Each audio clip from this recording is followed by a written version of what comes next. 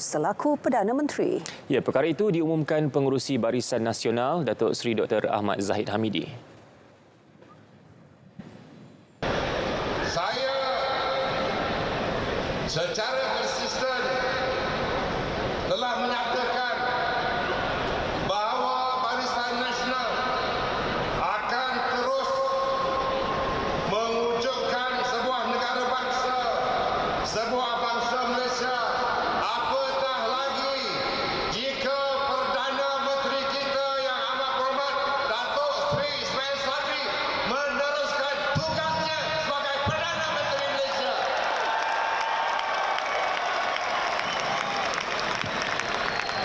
Kerana kita merupakan penduduk Malaysia bermasyarakat majmuk.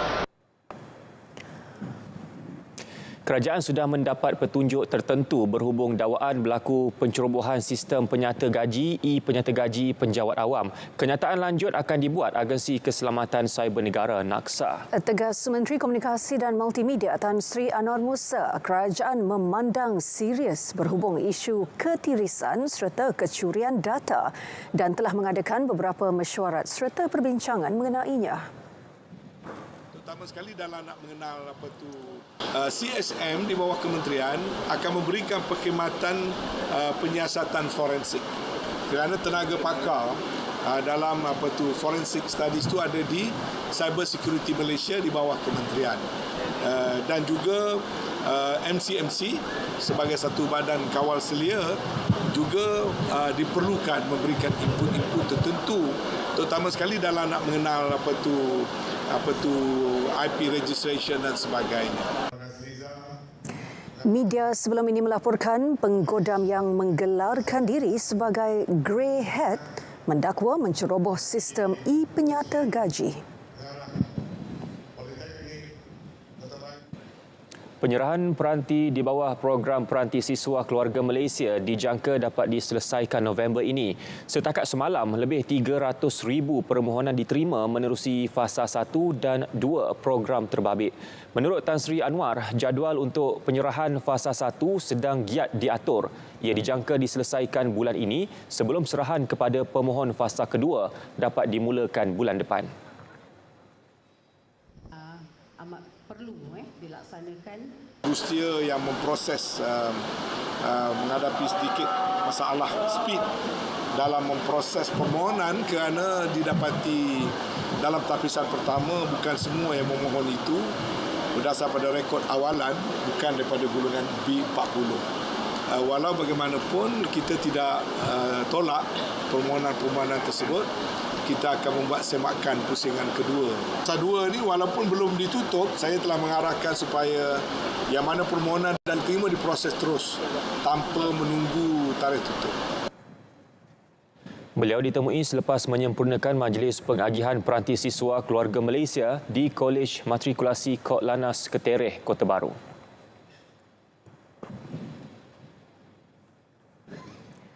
Dalam pada itu, penerima peranti bersyukur dengan inisiatif terbabit.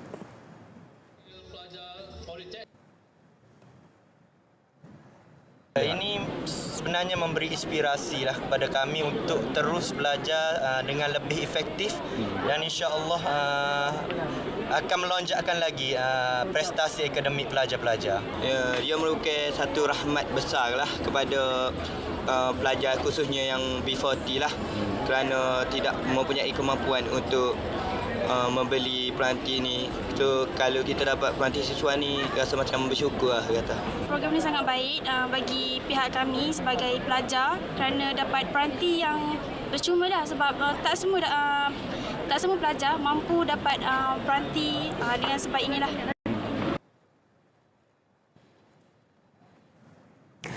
Kementerian Pertanian dan Industri Makanan (MAFI) siap siaga membantu sektor pertanian terjejas bencana alam termasuk banjir. Menterinya Datuk Seri Dr. Ronald Kiandi berkata ini termasuk menyalurkan bantuan tunai dan peralatan puluhan juta ringgit setiap tahun menerusi jabatan dan agensi di bawah MAFI. Bagi mengurangkan impak yang akan berlaku Di kementerian kita di bawah DBS, mereka siap siaga. Jabatan Pertanian, Jabatan Perikanan telah pun diminta untuk terus siap siaga bagi membantu sektor agro makanan negara berhadapan dengan bencana banjir yang akan melanda negara.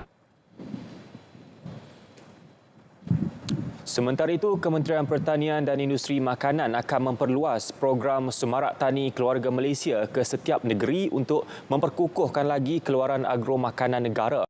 Ia susulan kejayaan program Semarak Tani Keluarga Malaysia at Beluran yang melebihi sasaran pengunjung dan jumlah jualan ditetapkan.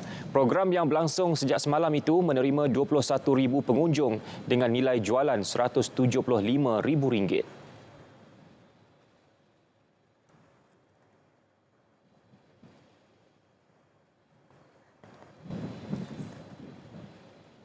Dari segi matlamatnya, dan kita harapkan agar yang ini akan merancangkan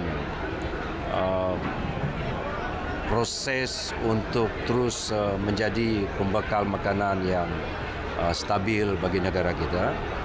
Pemain-pemain industri peringkat bawah bagi sektor pertanian agro makanan akan terus dimantapkan bagi kelangsungan bekalan makanan negara dan sekuriti makanan negara.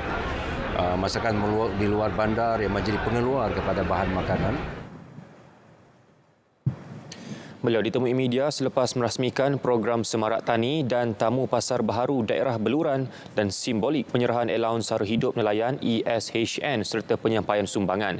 Program Semarak Tani Keluarga Malaysia at Beluran turut dimeriahkan dengan kenduri sekampung menghimpunkan pelbagai kaum keluarga Malaysia.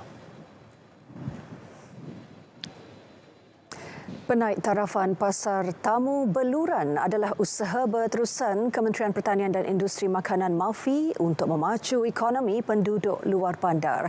Usaha yang dibangunkan bersama Lembaga Pemasaran Pertanian Persekutuan Fama itu menelan kos lebih RM800,000 dan dijangka siap dalam tempoh 8 bulan.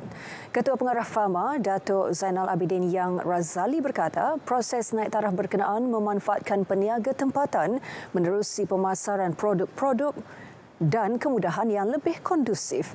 Apabila siap kelak, pasar tersebut akan mempunyai 150 lot perniagaan lengkap kemudahan asas, antaranya tandas awam, kipas dan tempat letak kereta. Bila kita membina atau menaik taraf pasar tamu ini, ia boleh untuk meningkatkan lagi jualan peserta-peserta ini dan mereka dapat berniaga dalam satu suasana yang lebih baik. Beliau ditemui pemberita RTM selepas majlis perasmian pasar tamu berkenaan yang disempurnakan Menteri Pertanian dan Industri Makanan Datuk Seri Dr. Ronald Kiandi sempena program Semarak Tani Keluarga Malaysia at Beluran. Adakah anda okey? Anda tidak keseorangan. Luahkan perasaan, dapatkan bantuan. Adakah anda okey? Saya sedia mendengar. Ya, tahu di mana bantuan? TALK bersama Harmoni. Let's talk. Minda Sihat. Pelan Tindakan Dasar Sekuriti Makanan Negara 2021 hingga 2025 bertujuan memperkukuh sekuriti makanan negara. Berikut langkah proaktif menangani isu bekalan harga makanan. Pelaksanaan stok simpanan ayam menerusi Lembaga Pertubuhan Peladang. Mempermudahkan proses pembayaran tuntutan subsidi harga ayam dan telur. Memudah cara prosedur import melalui penangguhan fee permit dan mewujudkan laluan pantas barangan makanan haiwan. Memperkasa pemasaran dan pasaran oleh Persatuan Nelayan. Mempergiat kempen makan ikan segar beku dan air tawar. Memperkukuh rantaian pengeluaran hasil pertanian komuniti. Menjadikan aktiviti pertanian komuniti sebagai usaha ke arah sekuriti makanan negara.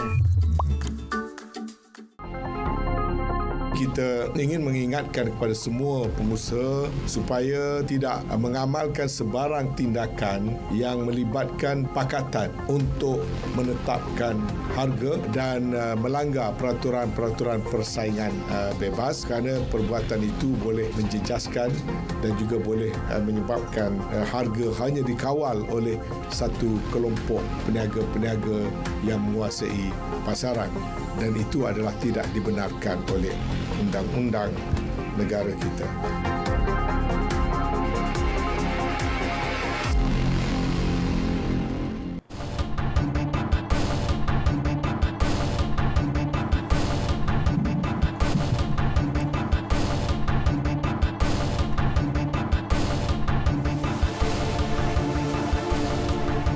Kejatuhan nilai ringgit berbanding dolar Amerika sejak kebelakangan ini adalah bersifat sementara. Pengerusi Pasukan Khas Jihad Tangani Inflasi Tan Sri Anwar Musa berkata, pelarasan sedang dilakukan Jawatankuasa Dasar Monetary Bank Negara. Jadi di situ ada positif, ada negatif. Positif, bagi barang-barangan yang kita mengekspor, kita mendapat nilai yang lebih tinggi kerana dagangan kita kebanyakannya dilakukan dalam dolar Amerika. Tetapi bagi kita yang juga merupakan negara yang mengimport, kos import naik lebih tinggi kerana kita perlu membayar dalam bentuk dolar. Jadi dia ada plus minus di situ. Yang penting adalah fundamental ekonomi kita. Ya, fundamental ekonomi kita terus kekal kukuh. Pelarasan kadar dasar semalaman OPR memastikan kestabilan harga dan kemapanan pertumbuhan ekonomi jangka panjang. Jika tidak dilaksana, ia akan mengakibatkan kenaikan harga lebih mendadak, seterusnya memberi kesan kepada rakyat. Tapi apa yang berlaku sekarang adalah ekonomi mulai pulih, ekonomi mulai rancak. Terlalu banyak wang di dalam ekonomi, dari BNM harus memastikan bahawa kadar wang ini harus diturunkan. Maka dia terpaksa menaikkan OPR demi memastikan tingkat harga itu stabil, rakyat tidak sengsara. Peningkatan OPR yang bertujuan mengurangkan tekanan inflasi seiring langkah bank-bank pusat seluruh dunia yang cenderung menaikkan kadar faedah masing-masing lebih agresif. Dan kita juga harus faham bahawa BNM juga terpaksa melakukan ini dengan melihat negara-negara yang lain. Apabila Fed menaikkan OPR, maka dia akan apa yang kita panggil menarik modal-modal luar yang lain. Governor Bank Negara Malaysia Tan Sri Nur Samsiah Muhammad Yunus sebelum ini memberi jaminan sebarang perubahan kadar akan dibuat secara beransur-ansur dan terkawal. OPR dinaikkan buat kali terakhir 8 September lalu dengan kenaikan kepada 2.5%.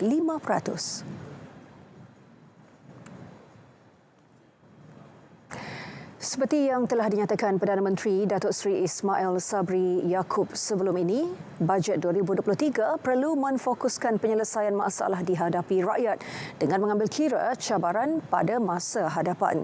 Menjadi harapan keluarga Malaysia, bajet 2023 menitik beratkan pembangunan inklusif dan mapan. Kita ikuti harapan bajet 2023 menurut perspektif doktor, aktivis masyarakat dan pertubuhan bukan kerajaan NGO bersama Mohan Chinnasamy.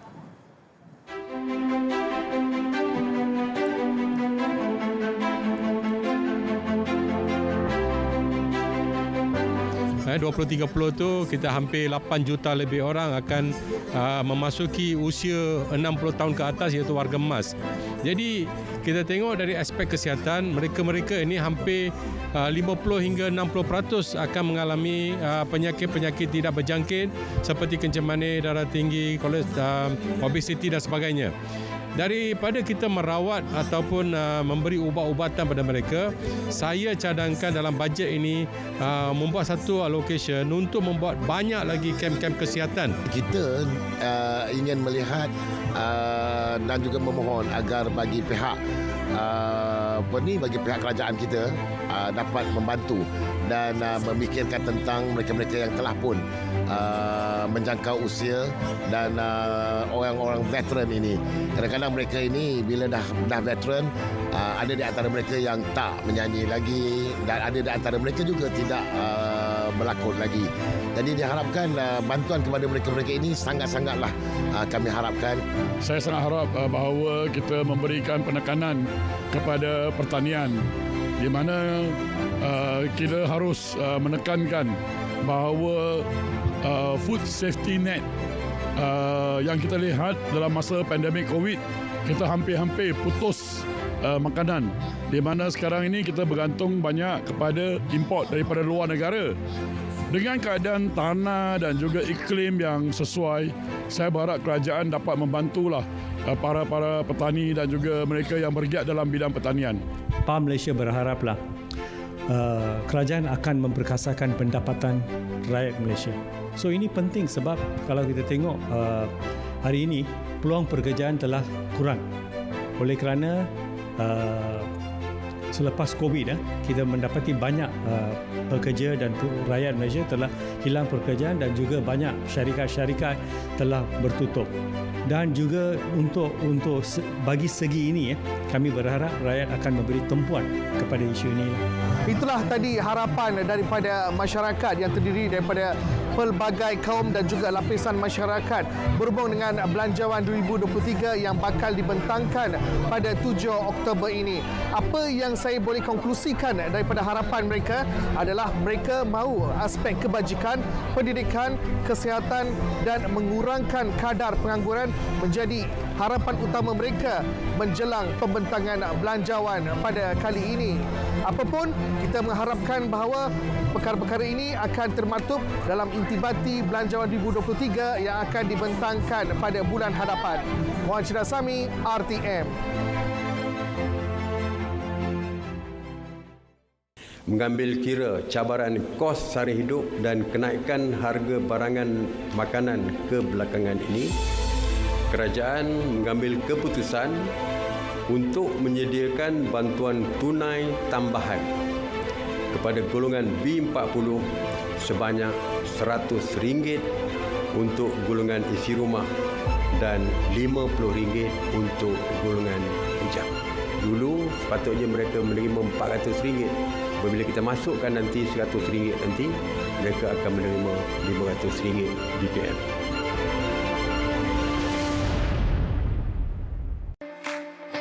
Amalan menderma darah mampu memupuk nilai murni dan tanggungjawab dalam diri sendiri serta masyarakat. Dengan menderma darah, ia memberikan sinar kepada mereka yang memerlukan.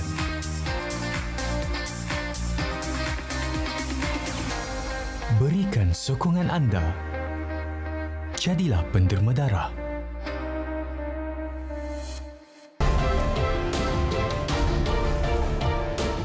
Saudara, sebentar tadi telah masuk waktu solat fardu isyak bagi wilayah Persekutuan Kuala Lumpur dan kawasan yang sama waktu dengannya. Selamat menunaikan solat fardu isyak. Baik, berita perdana diteruskan dengan perkembangan budaya Minang. Baik, Hazel, bila bercerita mengenai budaya Minangkabau, pasti ramai mengaitkan dengan masyarakat Negeri Sembilan. Namun, ramai yang tidak tahu komuniti Minang sebenarnya wujud di Negeri Selangor. Pengalaman menelusuri budaya Minang di Beranang, Selangor mendekatkan dengan keunikan budaya warisan ini. Kita ikuti laporan disediakan wartawan Syazwani Samsuh.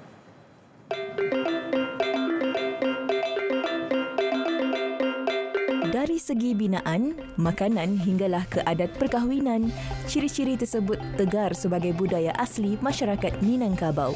Paling terserlah tentunya keunikan seni bina rumah tradisi masyarakat ini. Baik, ini merupakan salah sebuah rumah Minangkabau di Kampung Sesapan Batu Rembau, Selangor. Menariknya, meskipun sudah berusia 89 tahun, namun rumah ini masih mengekalkan seni bina asal seperti penggunaan pasak tanggam sejak ia mula dibina pada 1933. Di Kampung Sesapan Batu Rembau ini, terdapat 3 rumah tradisi Tanjak Rembau menjadi kebanggaan. Salah satunya diwarisi generasi keempat keluarga rahim Adam ini. Berbeza dengan rumah tradisi Minangkabau lain, Tanjak Rembau mempunyai keunikannya tersendiri, terutamanya pada seni binaan atapnya yang tidak terlalu melengkung. Terbahagi kepada 3 bahagian, iaitu depan, tengah dan belakang. Setiap bahagian ini mempunyai fungsi tersendiri. Bercerita budaya yang masih dikekalkan, tradisi baralik gadang atau kenduri besar yang diadakan seminggu sebelum majlis perkahwinan antara tumpuan. Budaya yang juga dikenali rewang bertujuan membentuk kesepaduan dan kesaksamaan dalam kalangan masyarakat. Baralik gadang ini menyaksikan sekecil-kecil persiapan sehingga kenduri sebenar berlangsung, segalanya dilaksanakan secara muafakat. Masih kita sikit, kita nak masak apa hari ni? Hari ni kita nak masak rendang daging kerbau, lepas tu rendang daging ayam, lepas tu masak goreng sembilan, daging ayam berempah. Seminggu hari ni lah. Memang menu tu memang untuk biasa dimasak semasa perkahwinan kerbau. Itu memang betul.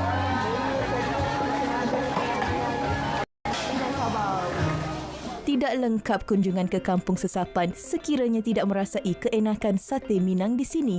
Dihidang bersama kuah kuning dan bawang goreng, nikmat rasa pedas berlemak dan berempah pasti menjanjikan pengalaman berbeza buat penggemar sate.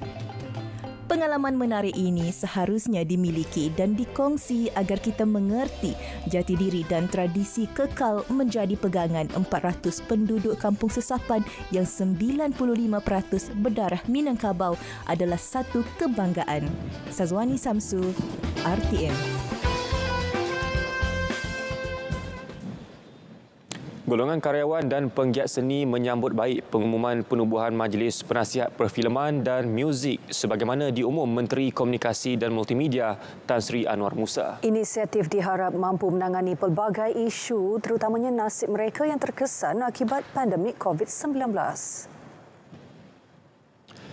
Menurut Presiden Persatuan Seniman Malaysia, Seniman, Z. Zaidi, penubuhan tersebut diharap mampu membina jawatan kuasa khas khusus kepada pemain industri kreatif dari segi jaminan undang-undang. Mana akta ini berperanan untuk melindungi pekerja-pekerja seni bagi terus ditindas dalam apa perkara yang melibatkan pekerjaan mereka. Apa yang saya harapkan, pelantikan ahli jawatankuasa di kalangan Majlis Penasihat Perfilman dan Industri Muzik Malaysia ini perlu diteliti dengan baik supaya pelantikan itu pelantikan yang munasabah dan juga mereka berperanan dan melalui pengalaman dan kepakaran mereka untuk membantu di dalam majlis ini memberi pandangan yang lebih baik. Dalam pada itu, Presiden Konsortium Industri Rakaman Muzik Malaysia Irama, Ayub Abdul Majid pula berpendapat sudah tiba masanya jawatan kuasa khas itu menyediakan garis panduan yang lebih jelas untuk membolehkan penggiat seni meneruskan kelangsungan hidup dalam industri dan langkah memperkasa industri kreatif tempatan dapat diteruskan di bawah majlis tersebut. Sedang bergelombang dalam waktu selepas COVID-19 yang baru berlaku ini. Jadi kami penggiat-penggiat seni amat memerlukan satu suntikan atau satu dorongan daripada pihak kerajaan untuk kami terus berkarya. Juga harap pihak majlis ataupun AJK yang dilantik ini dapat memandang isu-isu yang banyak tergantung ataupun tersekat dalam waktu COVID ini. InsyaAllah saya berharap dengan adanya majlis yang ditubuhkan oleh Tan Sri ini, industri muzik dan filem kita akan pergi lebih jauh. Majlis Penasihat Perfilman dan Muzik akan dipengerusikan Adun Rim, Datuk Khaizirah Abu Zahar dan akan dianggotai 20 penggiat seni. Ia berfungsi sebagai platform memberi pandangan kepada kerajaan dan pemain industri bagi membantu memajukan industri kreatif daripada aspek sumbangan dalam ekonomi serta peluang pekerjaan terutama kepada belia. Jaminan Perdana Menteri Datuk Seri Ismail Sabri Yaakob memastikan hak Sabah dan Sarawak terpelihara seperti terkandung dalam Perjanjian Malaysia 1963 MA63 menunjukkan komitmen kerajaan memastikan rakyat kedua-dua negeri terbela. Ia juga bukti kerajaan serius untuk mengukuhkan kedudukan Sabah dan Sarawak dalam Persekutuan Malaysia.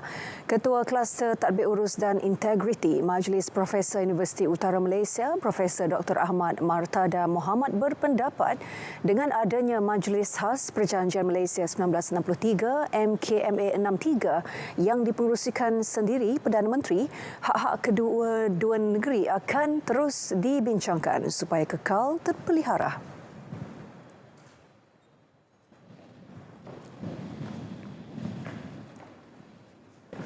Majlis berkaitan dengan hak mengenai MA63 ini tidak berupaya untuk menjanjikan berkaitan dengan hak-hak Sabah dan Sarawak.